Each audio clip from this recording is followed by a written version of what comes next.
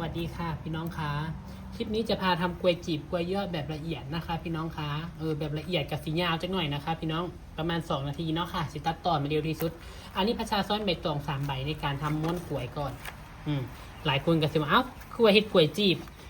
บคือม้วนอันนี้แม่นค่ะอันนี้มันเป็นเทคนิคเทคนิคมันนะคะพี่น้องคะไผถนัดอันไหนเฮ็ดอันนั้นนะคะ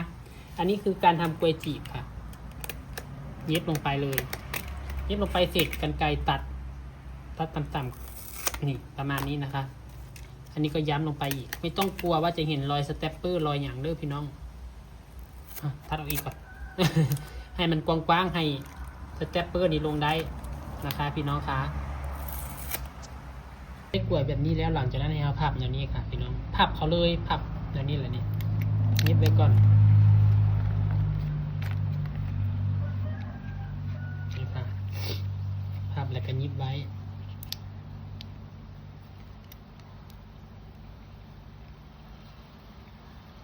ยิบไว้นั่นนี่เด้อแต่ก็มายิบใส่นี่ฝั่งนี้เฮาสิพยือไว้ก่อนบ่ได้อันนี้ปีนออกมา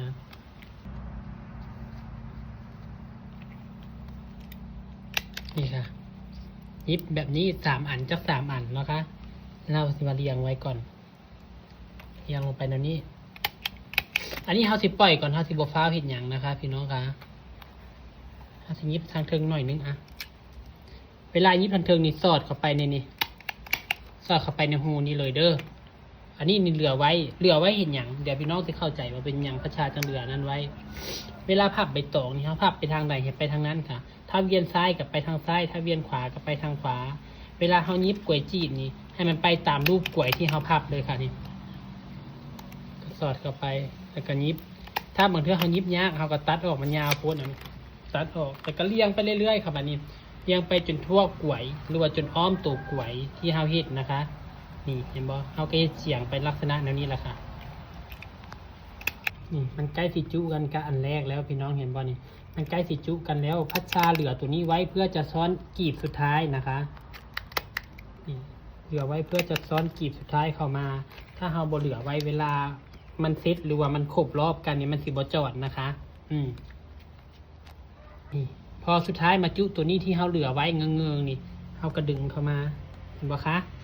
ดึงเข้ามาแล้วเราก็มายิบทางเทิงแบบนี้ให้มันจอดกันทางใต้กับมาย้ำอีก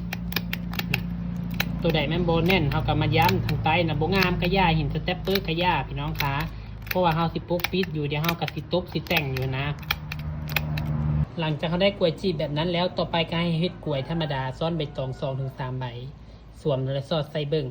นี่ค่ะเราก็สิได้กล้วยจีบแบบง่ายๆความสวยอยู่กับเราตกแต่งได้แบบนี้ว่าเฮาสิตกแต่งแนวใดเฮาสิแนวใดเฮาสิเปลี่ยนรัดข้อใส่บ่เฮาสิใส่หยังมันอยู่กับเฮาเบิดบัดนี้ความสวยงามขั้นตอนต่อไปนะคะพี่น้องคะ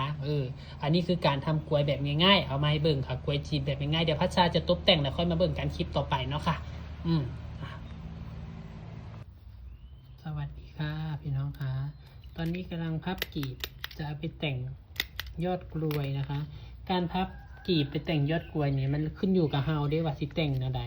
บางคนก็ใส่เป็นกีบอีหยังกีบเล็บพุดค่อยขึ้นบ่ออกก็ได้ค่ะพี่น้องคะจะใช้เป็นกีบเล็บพุดก็ได้แต่พัชชาใช้เป็นนิ้วประยุกต์นะคะห่อ3 ชั้นค่ะอันนี้คือแต่งตีนกล้วยชั้นแรกนะคะชั้นข้างบนเราค่อยทำเล็กกว่านี้นะคะชั้นแรกเราก็จะทำใหญ่เนี่ยเดี๋ยวค่ะพี่น้องคะอันนี้จะเป็นงานใบตองล้วนเลยจะบ่ใส่ใบกระบอกกระบืออะไรทั้งสิ้นนะคะเราอยากได้เป็นสีเขียวแบบนี้เลยจะได้เข้าเซตกับใบสีนะคะพี่น้องคะอันนี้มื้ออื่นก็จัดส่งให้ลูกค้านะคะนี่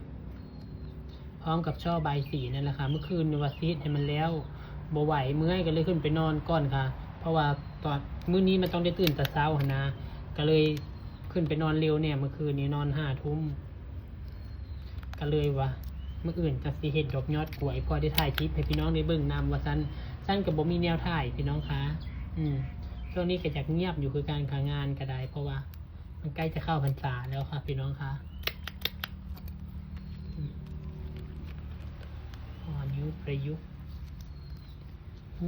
นี่เวลาเขาห่อนถ้าห่อนใหญ่เกินไปมันก็บ่สวยพี่น้องซ้ำนี้กำลังพอดีงามนะคะ เดี๋ยวพัชชาตกแต่งกลิ่นกล้วยเสร็จเรียบร้อยค่อยมาเบิ่งมาชมนำกันว่าสวยงามสันใดนะคะ พี่น้องคะ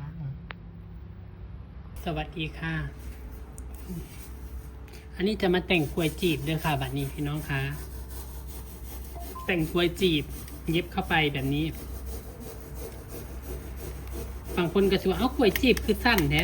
เดี๋ยวเราใส่ยอดตัวนี้เข้าไปมันก็ยาวพี่น้องคะเนี่ยแต่เวลาเราแต่งให้เราแต่งข้างล่างนี้ก่อนเวลาเราเย็บแบบนี้นะไม่อยู่นะคะพี่น้องค่ะเพราะว่าอันนี้มันค่อนข้างหนาให้เราเย็บข้างในมาข้างนอกด้วยค่ะนี่ค่ะมันถึงจะอยู่นะคะบางคนไม่รู้จักหลักการก็เย็บไปอยู่นั่นแหละจนใบตองแตกหรือบางคนไม่อยากเย็บแบบนี้ได้ไหมได้ค่ะใช้ตะปูเสียบเลยก็ได้แล้วแต่ค่ะพี่น้องคะแล้วแต่เลยทำได้บท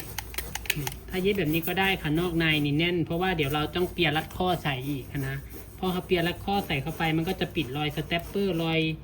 ลูกแม็กของเราที่แบบว่าบทสวยบทงามบทเป็นระบบระเบียบนะคะเห็นปะเย็บนอกเย็บใดนี่ค่ะมันจะได้แน่นพยายามเวลาเรามาเปียตัวแต่งนี่ให้พยายามใช้ใบตองอ่อนช่วงห่างปลายใบตองเลยค่ะพี่น้องคะมันจะได้เย็บง่ายเวลาเรามาเย็บใส่แบบนี้เย็บนอกเย็บในย้ำเข้าไปเลยเรียงไปเรื่อยๆจนอ้อมกล้วยนะคะ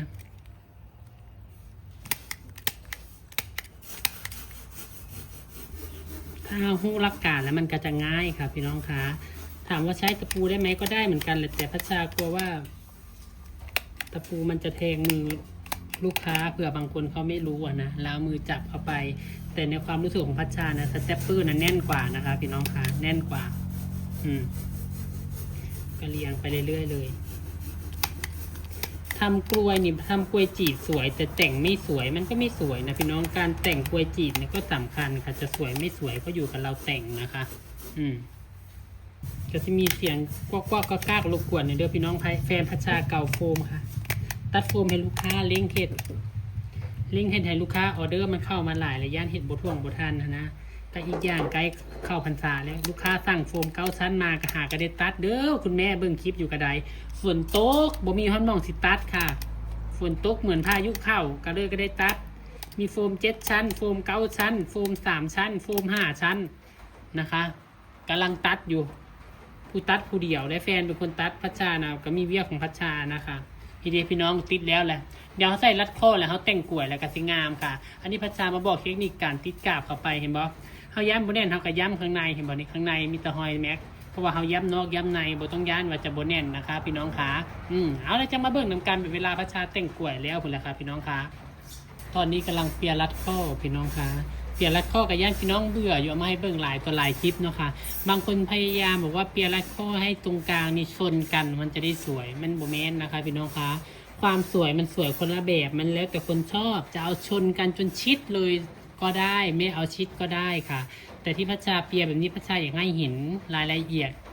ของร่องตรงกลางถ้ามันชิดเกินไปก็แล้วแต่คนชอบบางคนก็ชอบแบบชิดเกินไปนะคะของพัชชาจะเน้นอย่างเดียวก็คือด้านข้างอย่างนี้ค่ะเน้นด้านข้างแบบนี้ให้เสมอกันถี่ห่างแค่นั้นเองพี่น้องคะมันจะกลายเป็นงานเรียบร้อย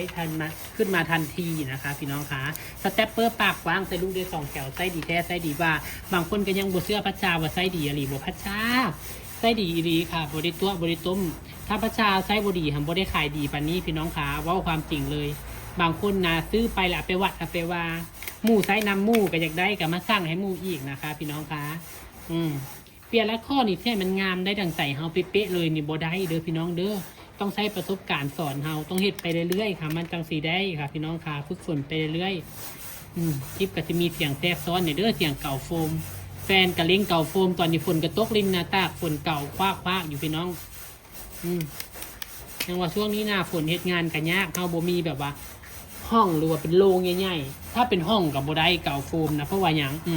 เพราะว่าเศษโฟมน่ะมันบกกระจายมันอยู่ในห้องมันบ่ได้มันต้องเป็นที่โล่งๆดินโล่งๆนะมันถึงจะเก่าได้พี่น้องคะนี่ค่ะเปียไปเรื่อยๆบทต้องย่านว่ามันใหญ่ขึ้นอยู่แล้วค่ะปกติมือใหม่ที่เห็นนะเปียไปแล้วมันจะใหญ่ขึ้นตรงปลายมันจะน้อยแม่นบ่มันได้เท่ากระดึงออกเอาเนี่ยของพระจ่ากันยังช่วงนี้น้อยนิดนึงเห็นบ่มันกับบริตรงกันที่รีปานไม้บรรทัดออก แต่ว่าเขาดึงออกจาก3-4 อันเขาก็สวมเข้ากันได้แล้วเวลาเขาไปสวมเข้าอันนี้พัชชาใช้เป็นแผ่นโฟมอย่างค่ะเป็นแบบค่ะพี่น้องคะอันนี้ก็ง่ายดีค่ะ ลองเอาไปเฮ็ดเบิ่งสำหรับมือใหม่เด้อค่ะพี่น้องคะ